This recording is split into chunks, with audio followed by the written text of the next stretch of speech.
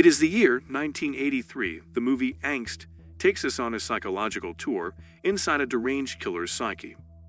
We are forced to face our own deepest fears and concerns as we delve further into the protagonist's disturbed psyche, which makes Angst a really unforgettable cinematic experience. Is it based on a true incident? What were some weird activities that were performed by the victim? Yes, it is based on true events, and the activities performed by the victim will leave you with shocks. So let us dive deeper into the story. The fear in her eyes and the knife in her chest, "That's my last memory of my mother," is the first line of Angst. Werner Niesek, an Austrian murderer, is the disturbing example of psychological issues misunderstood for dark crime-based intentions. The story of Werner began by stabbing his mother. He was arrested, imprisoned, and then released 2 years later, but she didn't pass away. When he was released from prison in 1973, he went out and bought a gun before shooting a woman on her porch who was 73 years old. She also survived, despite Werner's continued imprisonment, this time for 8.5 years. Although he was considered insane, Niesek was not admitted to a mental hospital for treatment, since the concept of insanity at the time only went so far. Instead, he was returned to a standard jail cell. What happened after those 8.5 years is evidence of the shortcomings of the Austrian justice system. One of the most unsettlingly realistic serial killer storylines in the huge field of horror films is also the sequence of events presented in the Austrian stunner Angst from 1983. Werner was released from prison in January 1980. He purchased a gas pistol, a non-lethal duplicate of a real pistol used for self-defense, with money he earned from inside selling illegal schnapps. Then he traveled through other Austrian villages until he came across a sizable villa where a widow, her daughter, and her wheelchair-bound son were living. He terrorized the family after getting into the villa. By the time Werner's imaginary counterpart, portrayed to sickening perfection by Erwin Leder and credited as K, the psychopath, shows up at the villa, we already know what's going to happen. The screenplay, co-written by Gerald Cargill and Zbigniew Rybczynski, presents the story of the killer by being completely honest about the killer's mental state, which is what's most unnerving. The fact that Niesek openly committed murder for the sake of it was one of his most terrifying traits. Did you know that the movie was banned all over Europe for extreme violence in 1983? Niesek once told a judge that his need to kill and torture people would never go away, and that it was similar to an addiction like any other, just as the fictional K tells the audience through narration. Niesek's anxiety, which is fueled in part by cognitive recognition, is what motivates the character K, according to Cargill and Rybczynski.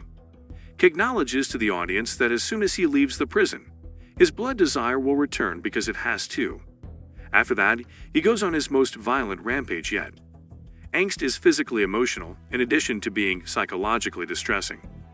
This is because Cargill portrays K's fictionalized story in an incredibly realistic manner, from the screenplay pages itself to the camera work.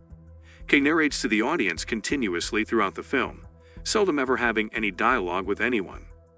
Lack of conversation between K and other characters, which frequently veers towards paranoid schizophrenia, is a technique used by Cargill and Rybczynski to emphasize K's mental illness.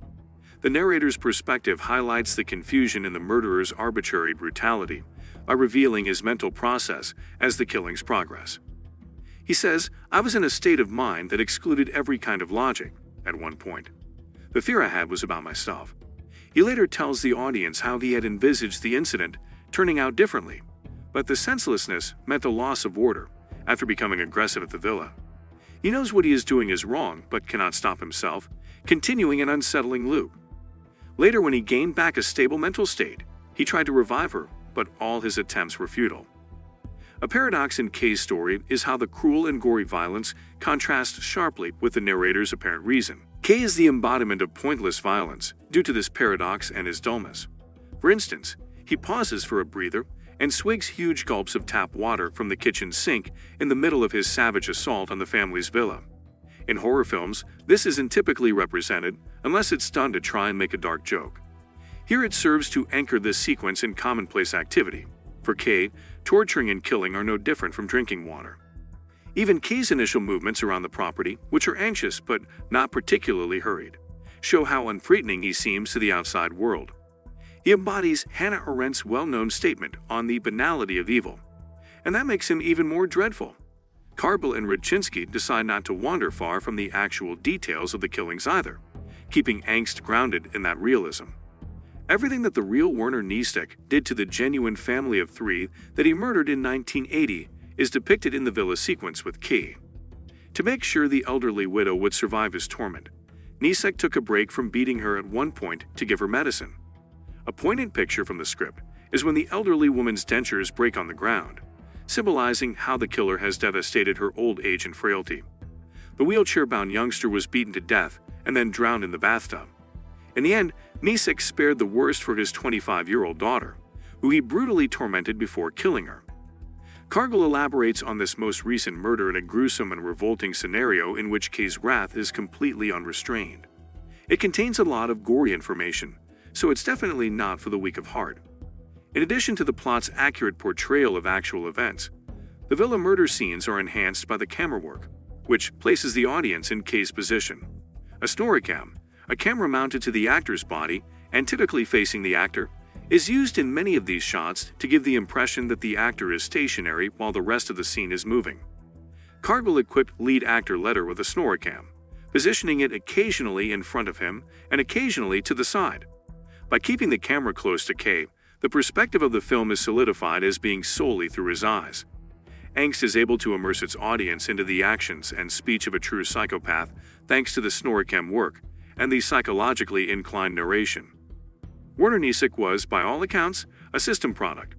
He was imprisoned and never treated, and all it needed to get himself out of jail and back into society, while carrying the same old psychosis on his shoulders, was a few lies about his own rehabilitation.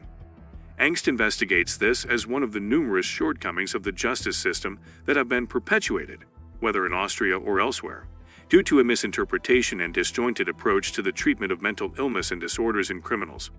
More than that, utilizing the snoricam as a visual tool to depict Niesek's disordered perspective, filmmaker Gerald Kargil gives the audience a front-row ticket to the fictional character's psychosis. When we're not made to walk beside Kay and endure his irrational thoughts, he subjects us to a horror show of physical abuse. Angst is a purpose-driven show of constant turmoil and violence. Kargil is able to investigate senseless violence and the limits of the legal system when dealing with mental illness via the excess of a graphic horror movie, by narrating the story of Kay using the actual atrocities committed by Niesek. Our story is told by Kay, who describes his life, his misdeeds, and his psychology. Far too frequently, people are prevented from receiving the proper care because they are caught between their mental illness and the criminal justice system. Do share your views on this in the comments below.